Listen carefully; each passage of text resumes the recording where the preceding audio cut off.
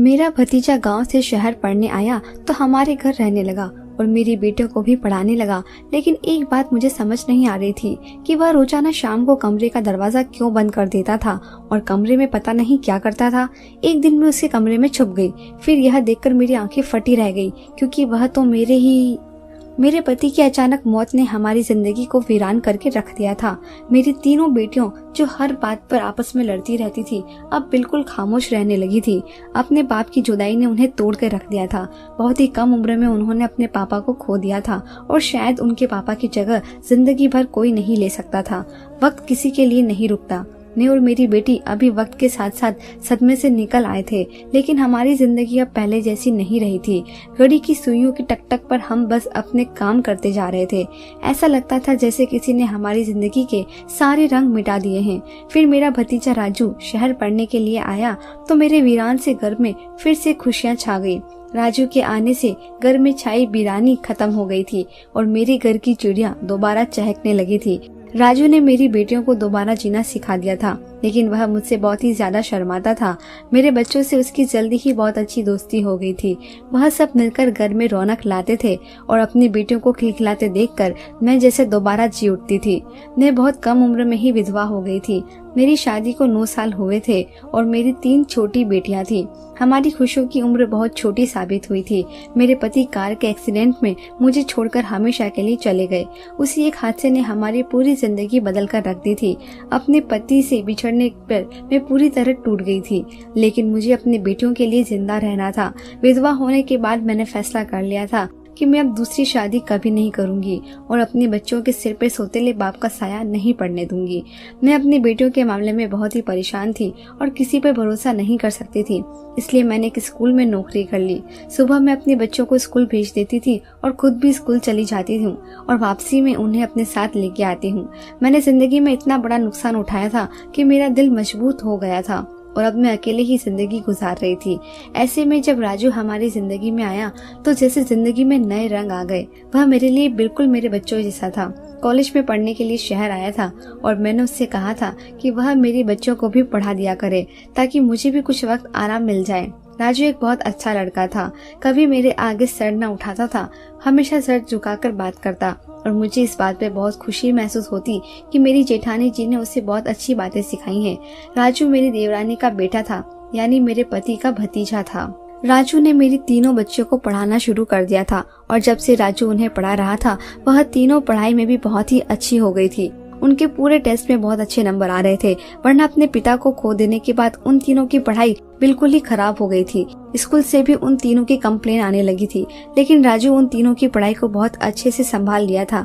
वह उन तीनों को पढ़ाते पढ़ाते अपनी पढ़ाई भी पूरी कर लेता और मैं उनके पास बैठकर अपने स्कूल का काम करती। राजू मेरे और बच्चों के साथ ही कॉलेज के लिए निकल जाता था और हमारे वापस आने के बाद ही घर लौटता था और उसके आने तक मैं खाना तैयार कर चुकी होती थी, लेकिन वह हमेशा अपने कमरे में बैठकर अकेले खाना खाता था। उसे मुझसे बहुत ज्यादा शर्म महसूस होती थी और मैंने भी उसके साथ जबरदस्ती नहीं की।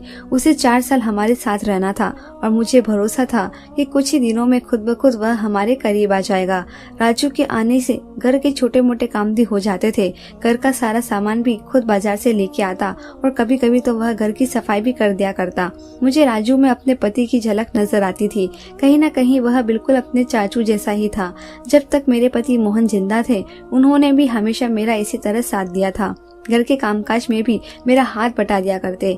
उन्हें भी राजू की तरह छोटी छोटी बातों का ख्याल रहता था। मेरी और मोहन की शादी लव मैरिज थी। मोहन भी अपने भतीजे की तरह शहर पढ़ने के लिए आया था और कॉलेज में हम दोनों की दोस्ती हो गई थी, लेकिन उस वक्त मोहन का वहाँ कोई रिश्तेदार नहीं था, इसलिए मोहन हॉस्टल में रहता था। 5 साल तक मैं और मोहन एक दूसरे के साथ मोहब्बत के रिश्ते में बंधे रहे और जैसे ही पढ़ाई पूरी हुई तो मोहन ने अपने घर वालों से मेरे बारे में बात की और सब खुशी से राजी हो गए।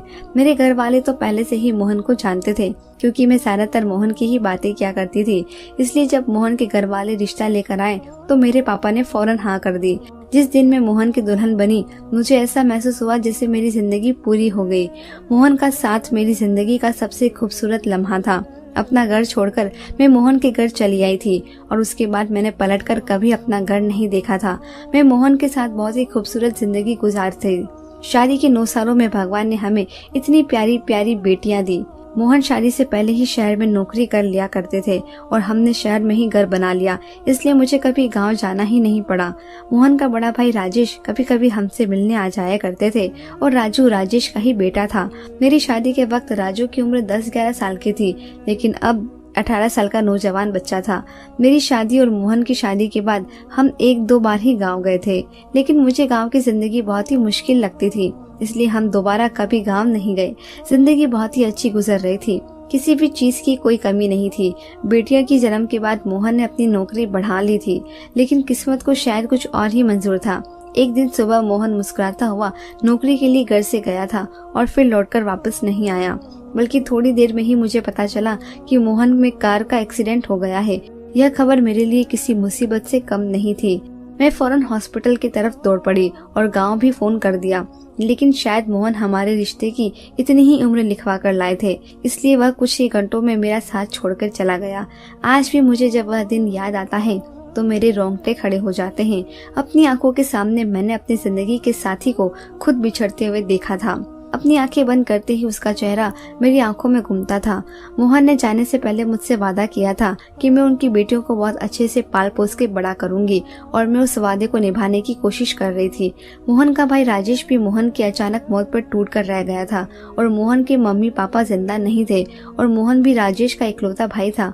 मोहन की मौत के बाद राजेश ने हमारे घर आना बहुत कम कर दिया था, और जब कभी आता तो अपने भाई को याद करके फुट फुट कर रोने लगता।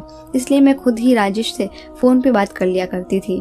मोहन उन्हें बड़ा भाई कहा करते थे, इसलिए मैं भी बड़ा भाई ही कहती थी। जब उन्होंने मुझसे राजू की पढ़ाई के लिए उसे शहर भेजने की बात की तो मैंने खुद ही भाई से कहा कि वह राजू को हॉस्टल में भेजने की बजाय हमारे घर भेज दे। मेरा घर राजू के चाचू का ही घर है और मुझे भी किसी का साथ मिल जाता। मेरी बात सुनकर तो जैसे राजेश की मुश्किल ही हल हो गई, क्योंकि वह राजेश को अकेले हॉस्टल में भेजते हुए डर रहे थे। राजेश ने मुझे बताया कि राजू एक बहुत ही सीधा साधा और शर्मीला लड़का है, बहुत जल्द किसी से घुलता मिलता नहीं है, और मैंने खुद भी देख लिया था कि उसे हमारे घर आए 2 महीने हो गए थे, लेकिन उसने अभी तक मुझसे ठीक तरह से बात नहीं की थी, बल्कि जैसे ही मैं उससे कोई बात करती तो वह शर्म से सर झुका लेता और रात को भी जल्दी अपने कमरे में जाके बंद हो जाता।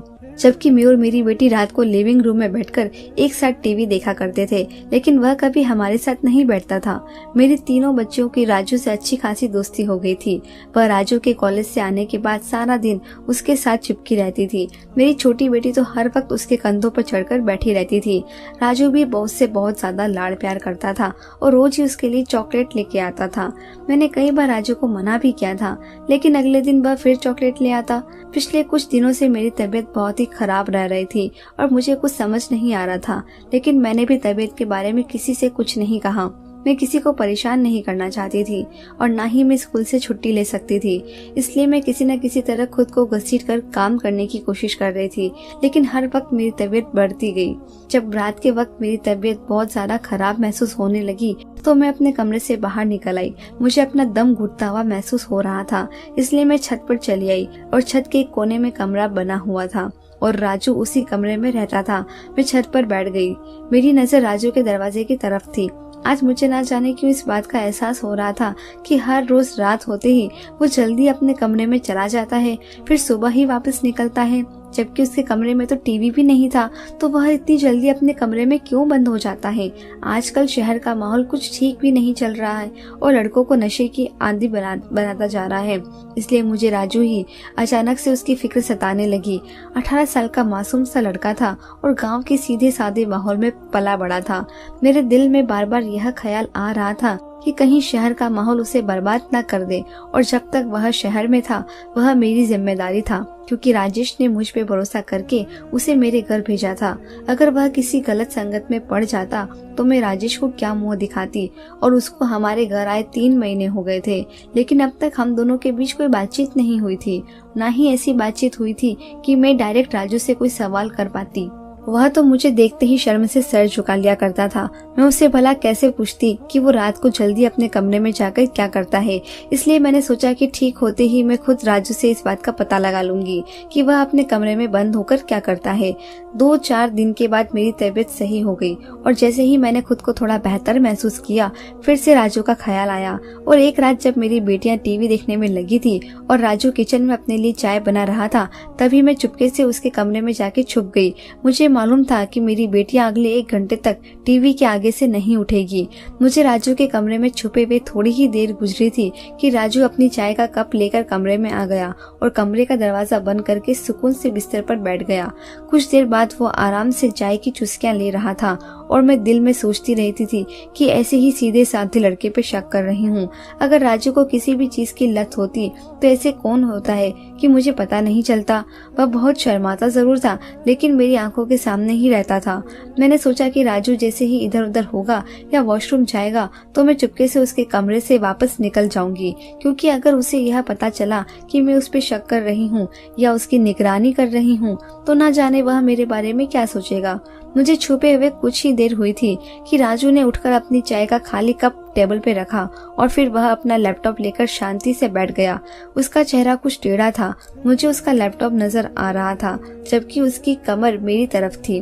मैंने दिल ही दिल में सोचा शायद इस वक्त भी वह पढ़ाई करने में बिजी होता है और मैंने ऐसे ही उसकी जासूसी शुरू कर दी। खुद ही न जाने उसके बारे में क्या क्या सोच लिया है। लैपटॉप खुलते ही उसने एक वीडियो लगाई और मेरे होश उड़ गए। यह वीडियो तो किसी और की नहीं बल्कि मेरी थी और अपनी ऐसी वीडियो देखकर मैं शर्म से पानी पानी हो गई। मेरा दिल चाहा कि जमीन फट जाए और मैं उसमें समा जाऊं। मैं सोच भी नहीं सकती थी कि मैं जिस भतीजे को सीधा साधा और मासूम सा बच्चा समझ रही थी वो यह सब कर सकता है। लैपटॉप की स्क्रीन पर मेरी वीडियो अभी चल रही थी जिसमें मैं अपने बाथरूम में नहा रही थी। फिर बड़ी दिलचस्पी के साथ मेरी वीडियो देख रहा था और बार बार स्क्रीन पर भी हाथ लगा रहा था जैसे मुझे छूने की कोशिश कर रहा हो। इससे ज्यादा मैं बर्दाश्त नहीं कर सकती थी और अपनी जगह से निकलकर एकदम राजू के सामने आ गई। उसको अंदाजा भी नहीं था कि मैं रात के इस वक्त अपनी बच्चियों के साथ नहीं बल्कि उसके कमरे में छिपी हुई हो सकती हूँ।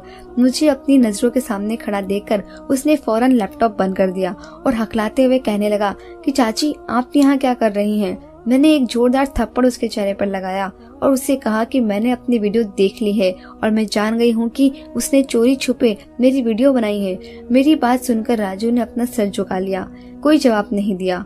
मैंने उसके कॉलर को पकड़ लिया। मैं जानना चाहती थी कि उसने आखिर मेरे साथ ऐसा क्यों किया, जबकि मैंने तो उसे अपने घर में जगह दी थी, अपना बेटा समझा था। मेरे पति मोहन उससे बहुत मोहब्बत करते थे क्योंकि वह उनका इकलौता भतीजा था। उसने तो मेरी इज्जत बिखेर के रख दी। उसने कब, कैसे और किस तरह मेरी वीडियो बनाई थी मुझे तो इस बात का पता नहीं था। और जब मैंने हद से ज्यादा उसे दोबारा यह सवाल किया तो वह सर झुकाकर कहने लगा कि मैंने आपके बाथरूम में कैमरा लगाया हुआ है। मैं रोज आपकी वीडियो देखता हूँ। आप मुझे बहुत अच्छी लगती हैं और मैं हमेशा से ही आपको बहुत पसंद करता था। जब मैं गांव से यहाँ आया तो अपने दिल पे काबू न रख सका और एक दिन यही बात मैंने अपने कॉलेज के दोस्त को बताई तो उसने मुझे राय दी कि अब मैं आपके बाथरूम में कैमरा लगा दूं और उसमें रात को आपको देखकर सुकून पा लिया करूं। और ऐसे ही एक दिन मैं कॉलेज से कुछ देर पहले ही घर लौट आया। आप उस वक्त घर वापस नहीं आई थी और स्कूल में ही थी और इसी बात का फायदा उठाते हुए मैंने आपके बाथरूम में कैमरा छुपा दिया। वह सर झुकाया। बड़ी बेशर्मी से उसने अपने बाप को बता दिया और मैं उसकी इस हिम्मत पर हैरान थी। मैंने बहुत दिल से उससे पूछा कि तुम्हें ऐसा करते हुए बिल्कुल भी शर्म महसूस नहीं हुई? तुम भूल गए कि मैं तुम्हारी चाची हूँ। तुम मेरे लिए मेरे बेटे की तरह हो। मेरी बात सुनकर वह हंस पड़ा। हंसते हुए कहने लगा कि आप किसी गलतफहमी में जी रही हैं। आपके पति का मौत हो चुका है और अब आप मेरी चाची नहीं रही हैं और अगर चाचू जिंदा भी होते तो भी आप और मैं एक दूसरे के लिए गैर ही रहते। मैं जब से आपको देखा था आपका चेहरा मेरी आंखों के सामने घूमता था और मेरी ख्वाहिश बढ़ती जा रही थी। ऐसे में मेरे लिए खुद को रोकना बहुत मुश्किल था। और फिर जब मैं कॉलेज गया तो वहाँ मेरे दोस्त बनाए और उन्होंने मेरे अंदर ख्वाहिश और बढ़ा दी और मुझे जिंदगी का एक ऐसा चीज दिखाया जिसे मैंने कभी पहले नहीं देखा था। मैं आपको चाची की नजर से बिल्कुल नहीं देखता और मेरे लिए आप एक औरत हैं जिसके आगे पीछे कोई मर्द नहीं है। उसकी बात सुनकर मैंने अपने मुंह पर एक और थप्पड़ लगाया। बड़ी आसानी से मुझे सच का आईना दिखाया था जो मैं देख पा रही थी।